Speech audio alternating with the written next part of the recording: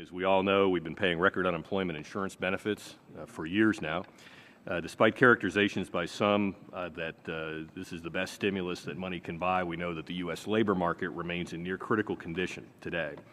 There are 5 million fewer jobs today than the administration predicted there would be at the end of 2010. This is the slowest jobs recovery since data were first recorded in the 1930s.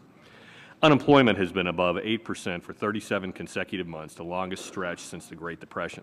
Today's 12.7 million unemployed Americans are almost 1 million more than when President Obama took office, and today's 5.3 million long-term unemployed are more than double the number when President Obama took office.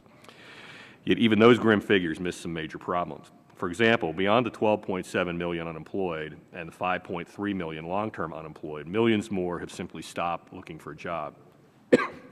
As this chart shows, the unemployment rate would be 11% today if these discouraged workers were counted as officially unemployed. To address this desperate need to change direction, in February of 2012, Congress passed and the President signed into law legislation originating from this committee containing historic reforms of the nation's unemployment insurance system. When that legislation passed, the headlines often focused on how it extended federal unemployment benefits through the end of the year with shortened durations and greater focus on the highest unemployment states. But the legislation contained much more, including what the administration described last week as the first major overhaul of the unemployment insurance system in decades. I would echo that sentiment. In sum, these reforms are designed to help more unemployed people, and especially more long-term unemployed, get back to work. Among other provisions, the legislation includes new job search requirements for people collecting extended unemployment benefits, new waiver flexibility to test ways of using UI funds to help people get a job instead of just a benefit check, new reemployment assessments designed to address obstacles the long-term unemployed have to taking a new job, and new authority for drug screening and testing of some UI applicants. The American people need these reforms to take effect quickly and to work effectively. This hearing is designed to review the implementation of these reforms as well as consider what additional steps may be needed. Members will hear from the Department of Labor as well as state and private sector experts about what these reforms are meant to accomplish, what has already happened, and what's yet to come in terms of their implementation.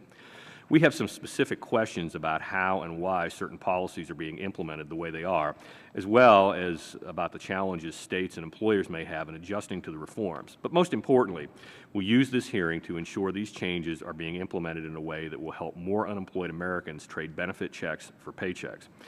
That's our ultimate goal and the standard by which this program should and will be judged. I know that over time we've had spirited discussions on this, both in the committee, on the floor.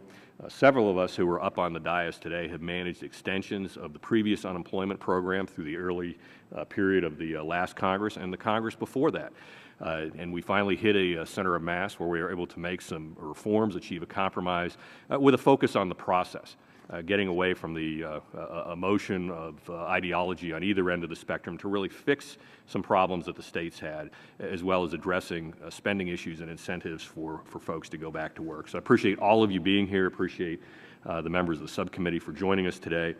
And one other note that I'd like to make before we move on is I'd like to take a moment to recognize Tim Ford, who is our legislative assistant on the Human Resources Committee, also helping to keep the trains running on time today.